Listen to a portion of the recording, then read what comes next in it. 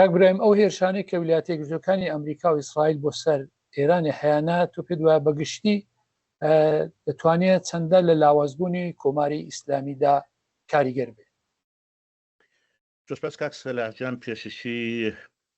سڵاوڕێز بۆ ئێوە بۆ بیسەران و بینەرانی دەنگی ئەمریکا. کاک سەلاحجان،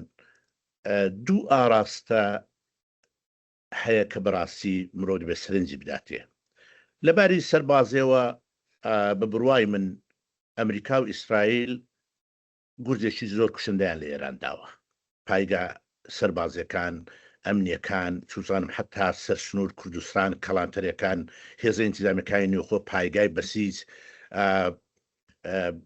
توانای موشەکی، توانای بێحپادی، هەموو ئەوانە زەربەی زۆر گەوری خواردووە. لە کۆنفرانسێکدا دوێنێ وەزیری جەنگ دەڵێ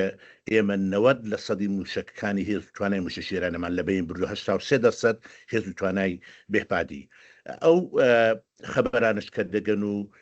دەبیستێن دێر و لەوێ هاویشتن و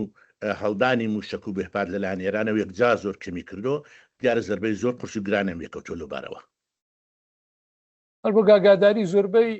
هێرشەکان بە تایبەتی بۆ لەسەر کوردستانی ئێران بۆ تۆ پێت وایە مەبەستیان چێت لەو هەموو هێرشانە بۆ سەر پاگا و بۆ سەر ئەو شوێنانە لەشکریانەی کۆماری ئیسلامی لە کوردستان؟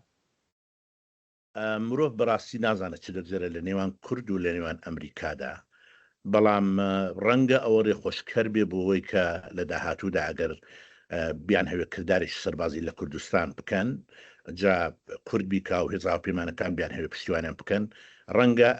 ئەو ئەگەرە هەبێ و ئەو بۆ چونە شتێکی ناواقعی نەبێ. لەگەڵەوەشدا کوردستان پایگا و بنکەی سەربازی یەکجا زۆر زیاتری لێ لە جگاکانی دیکە، بۆیە ئاسانترە لێدانێن و زەر بخواردنی ڕژیمیش لەوێەوە ڕەنگە زۆر باشتر بێ. پێت وایە بەبێ بوونی هێزی لەشکری هێزی زەمینی ویلایەتە یەکگرتووەکانی ئەمریکا لە نێو ئێرانێ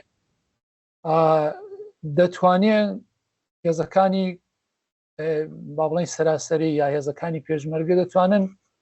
لە لاوازکردنی کۆماری ئیسلامیدا کاریگەریان هەبێ؟ بە شەرتێک هێزی هەوایی ئەمریکا و ئیسرائیل پشتیوانی هێزی پێشمەرگە بن، ئەمن لەو باوەڕەدام دەماوەیەکی زۆر کووردە کوردستان ڕزگار دەبن، تەواوی ئەو پێگە و بارەگە سەربازیانە تەسلیمی هێزی پێشمەرگە دەبن و ئەوە دەبێتە شکستێکی ڕوحی گەورە بۆ سەر تاسەری ئێران، بۆ هێزەکانی سەرکوتکەر، بۆ ئەو هێزانێک کە سەر بە ڕژیم من، بۆ پادگانەکان، بۆ چوزانم حتا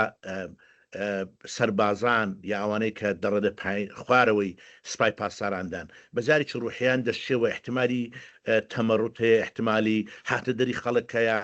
احتمالی زۆر شت دەکرێ بدرێ. ئەمە پێم وابێ زۆر لە مێشتر لەوەی پێشتر من نووسیمە کوردستان ئیمکانێکە و دەرفەتێکە دەتوانێت بخوازێتەوە بۆی کە ڕژمی پێسەر پێ بڕوخێندرێ. بەڵام لە بەشەکانی دیکە ئێرانی وەکو کوردستانی ئەو هێزە توکمەی ڕێکخراوەی لانی لەشکری نییە، لەم بارەیەوە دەڵێ چی؟ نا لە هیچ شوێ ئێران جگە لە کوردستان نەحیزب پێ بەڕاستی ئەگەر هەژبێ و حیزبێنێ و توانایان نێ و دەسەڵاتیان نێ تشکیلاتێکی گشتی لە نێو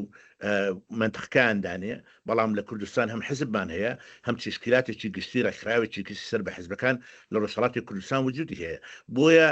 ئەو هێزەوە کوتم دەتوانێت ببێتە سەرەتای ڕوخانی ئەو ڕژیمە، لەبەرەوە کە کوردستان ڕزگار بێ کە شارەکان بگیرێنەوە، زەربەیەکی ڕوحی لە هێزەکانی سەر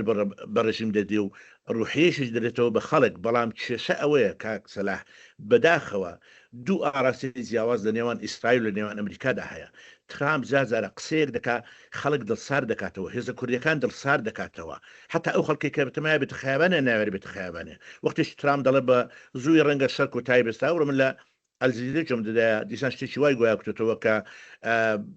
تارگتێک نەماوە و نیشانەیەک نەماوە و شوێنێکی وان نەماوە کە ئێمە لێ بدەین بەکار بێت دەرنەسی لەوانەیە بە زووی شەرک و تای بێ. دێ ئەوە ڕوحیەک نامێن بۆی کە هێزی پێشمەرگەی کوردستان بێ ئەمەلیات بکایە، خەڵک بیان هەوێ بێنەوە سەر شقام لە حاڵێکدا بەرامبەرەکەی نەتانیاهۆ لە هەر پەیامێکدا کە دەیدا هەر ئەوڕە دەڵێ ئێمە تاکۆتایی هاتن بە هەموو ئامانجەکانمان گەشتن بە هەموو ئامانجەکانمان دەسەڵ ناگرین و لە زۆر پامیشدا دەڵێ ئێمە پشتیوانی لە خەڵکی ئێران بۆی کە بە دموکراسی بگەن بۆی کە ڕژیمە بڕوخێنینەی ئەو دوو ئاراستە جیاوازە شتێکی زۆر خراپە دەنێودنە و دوو هێزی بەڵام ئەرکەکە زیاتر دەکرێتە سەرشانی خەڵکی ئێرانیە وەک ئاماژت پێدا وەختێک هێزێکی لەشکری هێزێکی تۆکمە لە سەرانسەری ئێرانێ نەبێ وە کوردستانی خۆی مانەوەی کۆماری ئیسلامی درێژتر دەکەونێ هیچ گومانی تێدانێ هیچ گومانی تێدانێ بە تایبەتی ئێستا دوو ڕۆژە ڕادان بەرپرسی نظامیەکانە پێما بێ هەڕەشە لە خەڵک دەکا دەڵێ هەر کەس بێتە خایبان و سەرشقام و ئەتراس بکەمە وەکو دوژمن ڕفتاری دەگەڵ دەکەین هەر لە ئێستاوە هەڕەشە لە خەڵک دەکا بەبێ هێزی سەربازی لەسەر عەرز لەسەر زەوی ئەو ڕژیمە ناڕوخێ بەڵام کورد ئەو هێز سەربازی هەیە و نمونی باشووری کوردستانمان لەبەرچاوە ئەمریکا دەتوانێت بیقازێتەوە بتوانێت بخۆی هێزشی دەگەڵ بنێرەوە دەتوانێت بە هێزی هەوای پاڵپشتیان بێ وەکوتم دەتوانێت بێت سەرەتایەک بڕوخانی ڕژیم وەک پرسیاری کۆتایی دیاریکردنی مجتەبا خامنەیی چەندە دەتوانێت یارمەتی بەمانەوەی ڕژیم بکات